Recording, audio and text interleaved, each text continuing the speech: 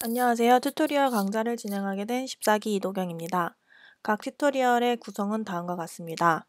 먼저 오브젝트들을 살펴보는데요. 본론의 메인 오브젝트가 아닌 패치를 구성하는 다른 서브 오브젝트를 먼저 이해하고 본론에서 메인 오브젝트와 패치의 구성 원리들을 살펴보도록 하겠습니다. 이제 마무리로 메인 오브젝트를 한 번씩 다시 정리하는 것으로 하여 앞으로 챕터들을 살펴보도록 하겠습니다.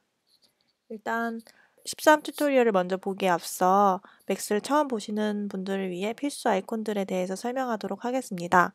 토글, 뱅, 뉴 오브젝트, 메시지 박스 이 4개는 자주 필요하므로 단축키를 외워두시는 게 좋습니다. 제가 이렇게 검정색 글자로 두껍게 쓴 글자가 단축키인데요. 토글은 T, 뱅은 B, 뉴 오브젝트는 N, 메시지 박스는 M입니다. 토글의 첨부 설명으로는 1은 on, 0은 off라고 되어 있는데요. 맥스가 컴퓨터 용어를 기반으로 명령어를 실행해요. 그래서 토글 말고 다른 오브젝트에서도 1은 on, 0은 off가 되는 경우가 많습니다. 그래서 토글을 켜고 끄는 데는 1과 0이 있습니다. 그리고 정수 박스와 플로어 박스에 대해서 볼 텐데요. 넘버 박스라고 이렇게 칭하고요. 정수를 나타내는 넘버 박스는 I를 누르고요. 소수를 나타내는 넘버 박스에는 float, F를 누르면 단축키로 뜨게 됩니다. 저희가 이렇게 정리한 아이콘을 가지고 한번 만들어 볼게요. 맥스 창을 한 번에 새 패치를 띄고 싶으면 커맨드 N 혹은 이제 윈도우 사용자는 이제 컨트롤 N을 누르면 새 패치가 뜨게 됩니다. 제 마우스가 있는 곳에 T를 누르면 꼭 영어로 하셔야 돼요. T를 누르면 토글, B를 누르면 뱅, M을 누르면 메시지 박스, N을 누르면 뉴 오브젝트를 생성할 수 있는 박스가 뜹니다. 이제 아까 말했듯이 토글은 1과 0을 받는다고 했습니다. 1이 on이고 0이 off인데요. 에딧 모드를 풀고 1 켜고 0 오프를 하면 1과 0을 받아서 이제 토글이 작동을 하게 됩니다. 토글 자체를 껐다 켰다 할 수 있습니다. 그리고 뱅과의 차이점은 뱅은 어떤 수가 들어와도 그냥 무조건 반응합니다. 0이던 1이던 LED가 반짝반짝 거리죠. 그러니까 어떤 정보에 반응을 하는 애는 뱅이고요. 토글은 켰다 껐다를 할 수 있는 아이콘입니다.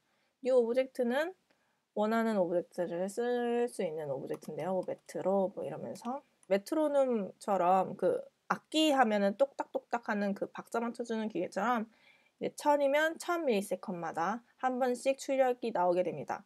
이것을 간단하게 연결해 볼게요. 이렇게 하고 뱅을 하면 뱅은 위에서 일초에 한 번씩 반응을 받아서 LED가 반짝반짝 할 겁니다. 토글을 키면 메트로가 작동을 하고 있는 걸 확인할 수 있습니다. 여기서 이제 다음 인티저와 플롯도 한번 볼게요. 인티저 플롯.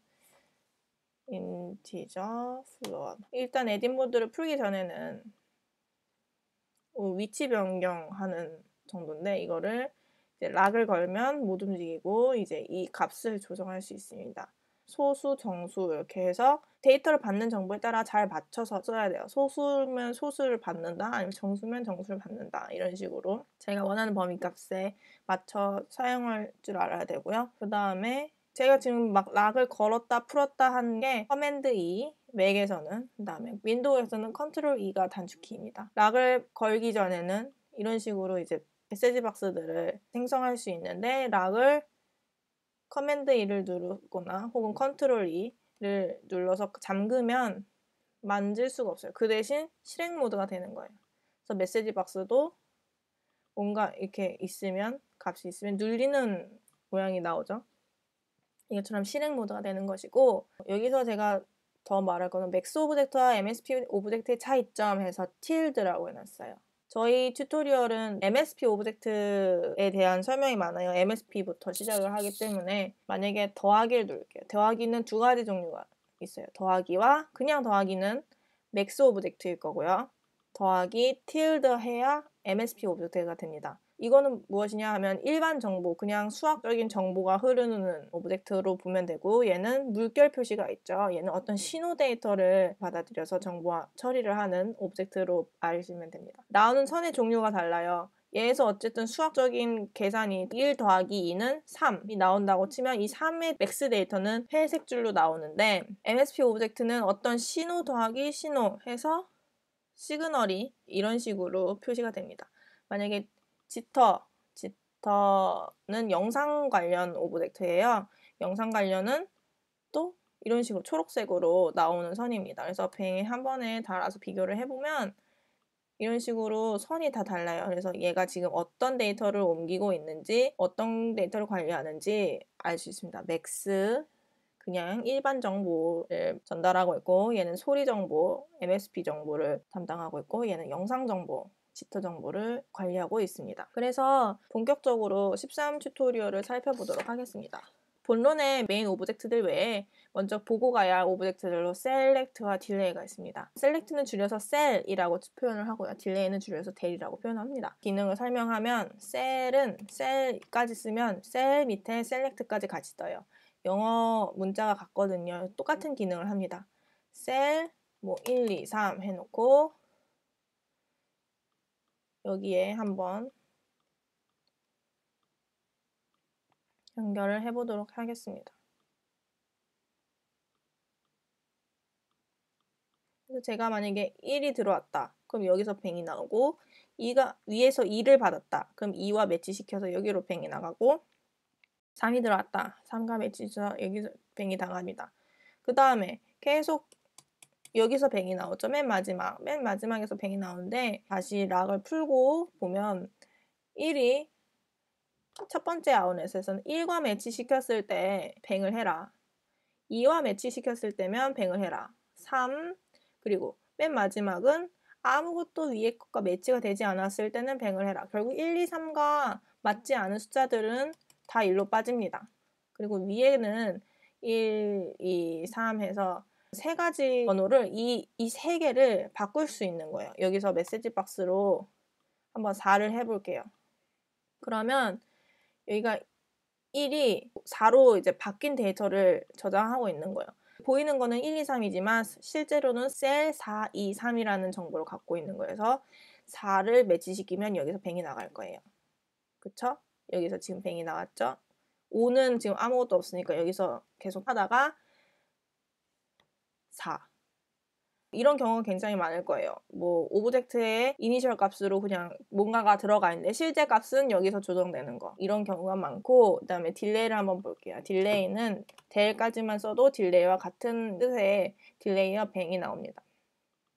그리고 아까 메트로 1000처럼 밀리세컨드 단위를 많이 써요. 그래서 2초 하면 2000 밀리세컨드 해서 토글이 아니라 뱅으로 할게요. 제가 뱅을 누르면 2초 뒤에 반응을 합니다.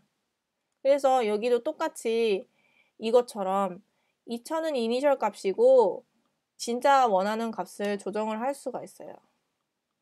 이제 바뀐 거예요. 만약에 300 하면 300ms 짧아지겠죠? 짧아졌죠. 뭐 더 짧게.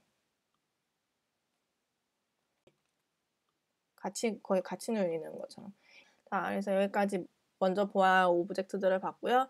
오늘의 배울 내용은 실제 녹음을 하고 컴퓨터 안에 녹음된 소리를 듣기 위해서는 아날로그 투 디지털 컨버전과 디지털 투 아날로그 컨버전의 기능이 필요합니다. 마이크로 입력을 하고 변환의 과정을 거쳐서 이제 컴퓨터 안에서 작업을 할 수 있는, 컴퓨터 안에서 작업을 막 하고 변환을 DAC 과정을 거쳐서 스피커로 이제 아날로그로 사람의 귀가 들을 수 있도록 하는 작업을 할 수 있는 게 ADC, DAC 해서 이것과 그대로 MSP 오브젝트에 있습니다.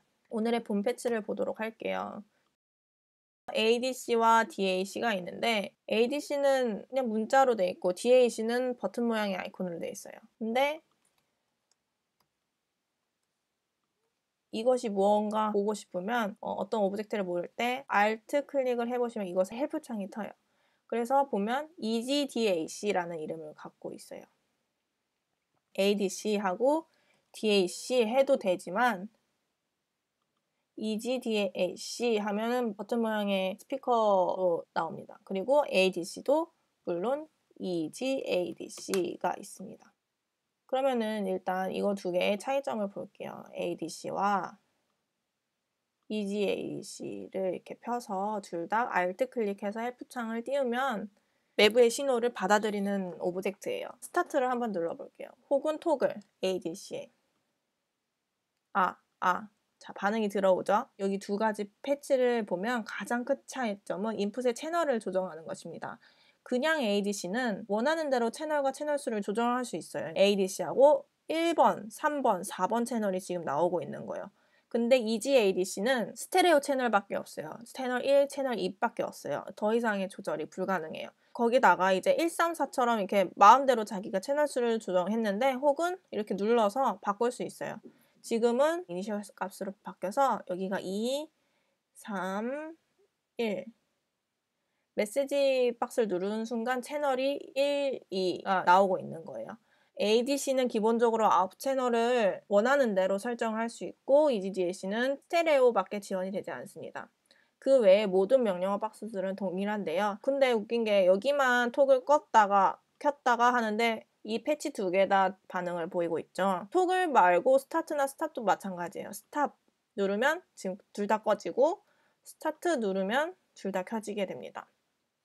이것이 싫어서 만들어진 게 스타트 윈도우예요. 패치가 두 개 떠 있을 때 하나만 실행하고 싶다 하면 스타트 윈도우 하면 이쪽에 패치만 실행이 됩니다. 스타트 윈도우도 EGADC에 스타트 윈도우가 있어요. 여기에 로컬을 활성화시킨 다음에 키면 여기만 반응을 합니다. 지금. 또 ADC는 두 번 클릭하면 오디오 스테이터스를 볼 수 있는 창이 떠요. 지금 자기가 어디에 인풋 디바이스를 받고 아웃풋을 출력하고 있는지 이런 거 기본 정보들을 뜨는데 이거는 옵션에 오디오 스테이터스 들어가도 되고 아니면 오픈, 클로즈 해서 껐다 켰다 하고 아니면 오브젝트를 두 번 눌러서 켤 수도 있고 뭐 이렇습니다. 근데 EGADC는 똑같아요. EGADC도 꺼져서 다시 킬게요. EGADC도 똑같은데 이제 다만 얘가 지금 버튼 모양이라 두 번 누를 수가 없어요. 한 번 키는 게 껐다 켰다 하는 거라서 얘는 똑같이 메시지 박스를 명령을 받아요. 이걸 그대로 갖고 와서 키면 이렇게 연결해 볼게요. 그러면 오픈하면 그 스테이터스 창이 보이죠? 오픈하고 뭐 클로즈 하면 닫히고 하는 것처럼 채널을 조정하는 것 외에는 ADC나 EGADC나 똑같습니다. 일단 닫고 본 패치로 돌아와서 마찬가지로 DAC나 EGDAC나 똑같습니다. ADC나 EGADC에 들어가는 모든 메시지 박스들과 동일한 명령어를 가지고 얘네들도 움직입니다. 그래서 이제 ADC를 켜고 신호가 잘 들어오고 있는지 오른쪽 하단에서 잘 적당한 신호로 들어오고 있는지 확인해 주세요. 지금 적당하게 들어오고 있는 것 같죠? 그 다음에 녹음 버튼을 눌러 녹음을 하기 전에 셀과 델이 여기서 나오게 됩니다. 어떤 역할을 하는지 먼저 눈으로 봅시다. 눌러서 뭐라고 막 하고 있는데 2초 뒤에 0을 받아서 토글이 자동으로 꺼집니다. 즉 레코드라는 기능과 연결돼가지고 2초 동안에 레코드가 되는 기능을 만든 거예요. 셀 1이 나오면 2000을 반응시키고 2000이 그 뒤에 뱅을 눌러서 다시 토글로 돌아가서 0을 받으니까 토글은 꺼지겠죠. 이런 식으로 녹음 버튼을 조정할 수 있게 만든 원리입니다. 제가 지금 말하는 도중에 녹음된 것은 어디로 가느냐 하면 여기 버퍼라고 하는 오브젝트에 저장이 됩니다. 버퍼는 오디오 샘플들의 저장 공간이라고 생각하시면 되고요. 버퍼에 들어가는 아규먼트로는 사운드 바이트라는 버퍼의 이름이죠. 이름과 이제 저장 공간의 크기, 이거는 밀리세컨 단위예요. 지금 2000 밀리세컨드로 2초를 만들었는데 사운드를 저장할 수 있는 공간이 2000이라는 거예요. 그래서 녹음 버튼과 일치하게 만들어준 것 같아요. 저장 공간을 2000 밀리세컨드로 확보해 놨으니까 녹음도 딱 거기 사이에 맞춰 들어가게끔 그래서 녹음 기능이 2초 뒤에 자동으로 꺼지게끔 계산해서 만들어준 것입니다. 대표적으로 버퍼와 함께 쓰이는 메시지 명령어들은 그냥 기본 with가 있어요. 하면 여기서 파일을 불러올 수 있는 거예요. 한번 불러올까요? 이렇게 불러오면 제가 불러온 파일을 한번 들어볼게요.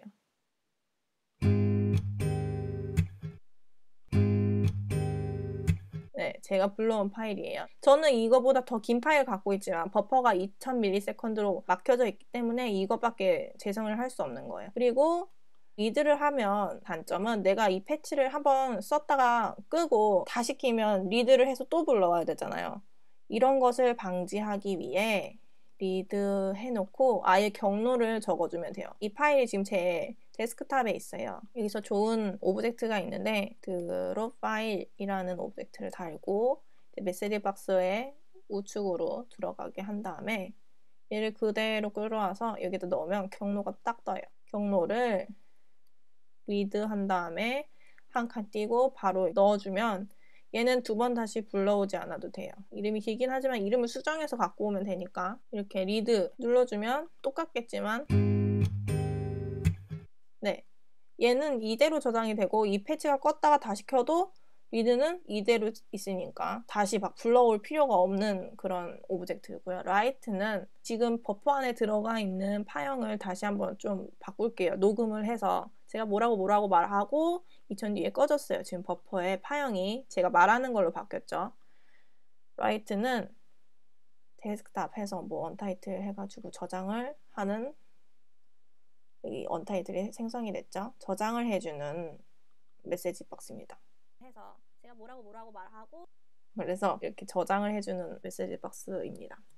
그냥 리드 이렇게 경로를 택할 때 주의할 점은 웬만하면 이 패치 안에서 사용하는 모든 파일들 있죠. 뭐 외부 파일들은 이 패치가 저장되어 있는 폴더나 한 곳에 같이 있도록 만들어주는 게 좋습니다. 다른 것도 있는데 뭐 클리어하면 당연히 이 버퍼에 있는 파형을 지우는 거고 이 정도로 버퍼에서 쓰이는 메시지 박스들이 있습니다. 여기서 가장 중요한 것은 버퍼에 지정한 이름과 저장된 샘플을 녹음하거나 이제 재생할 오브젝트들에 있어서 이름이 서로 공유가 되어야 합니다. 이 패치에서는 버퍼의 이름, 이제 사운드 바이트를 공유하고 있는 오브젝트가 세 가지 있는데 레코드하고 사운드 바이트 있죠. 그 다음에 인덱스하고 사운드 바이트, 플레이하고 사운드 바이트 이렇게 있습니다. 인덱스랑 플레이는 재생할 오브젝트지만 버퍼에 있는 것을 재생하기 때문에 버퍼의 이름과 동일하게 맞춰줘야 되고요. 레코드는 녹음을 하는 오브젝트지만 버퍼 안에 녹음이 되는 거기 때문에 버퍼 이름을 동일하게 맞춰줘야 합니다.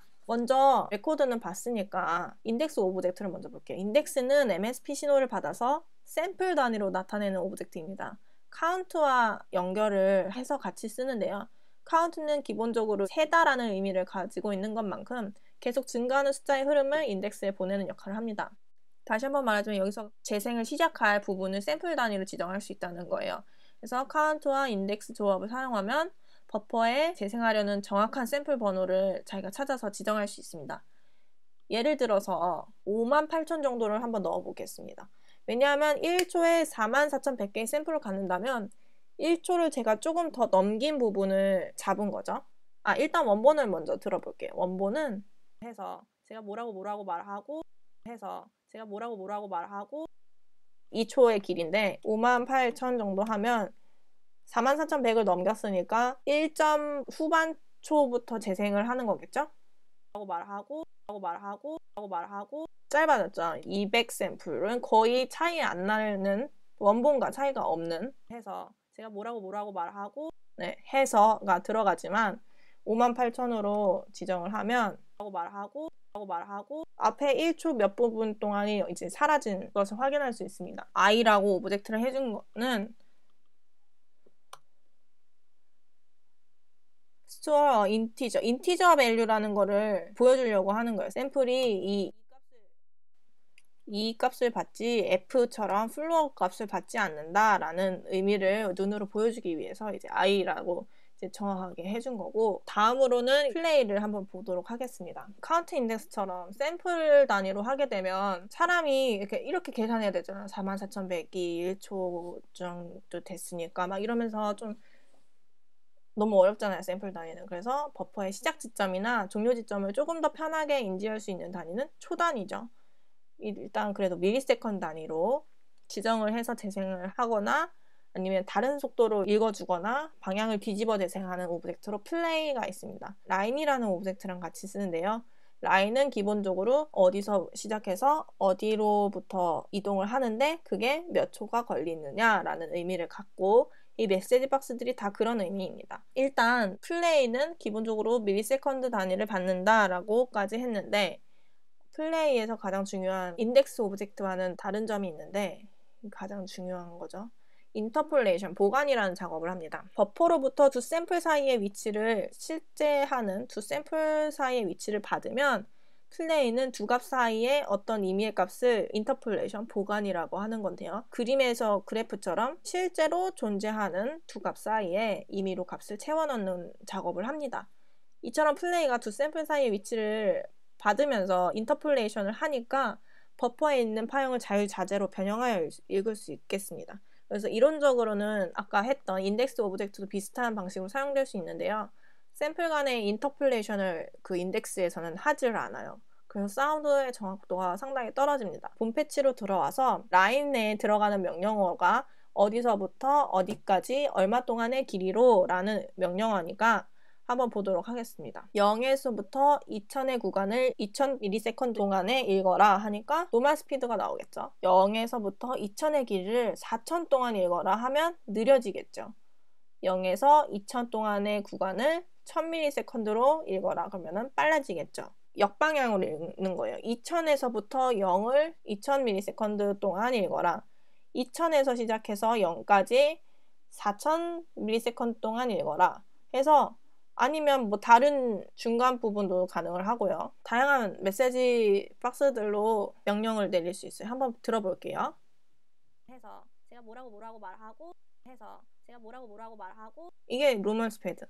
이제 느려진 거. 해서 제가 뭐라고 말하고 네, 당연히 2000 동안의 원분을 4000으로 늘려버리니까 파형을 늘려버리니까 스피드도 떨어지지만 피치가 다 내려가죠. 그다음에 얘는 더 높아지겠죠, 피치가. 이제 반대로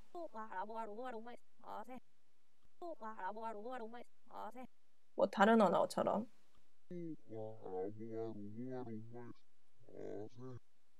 네, 이런 식으로 플레이는 자기가 원하는 스타트 지점과 엔드 지점을 해서 어느 동안의 길이로 읽을 것인지까지 라인과 함께 사용할 수 있는 재생 오브젝트입니다. 서머리를 가자면 컴퓨터에 소리가 입력, 출력할 수 있게 하는 오브젝트로 ADC, DAC, EGADC, EGDAC가 있고요. 중요한 거는 버퍼인데요. 버퍼는 MSP 신호의 저장 공간이고 버퍼와 함께 녹음하거나 재생할 오브젝트들은 이름을 맞춰줘야 된다는 것 아주 중요하고요.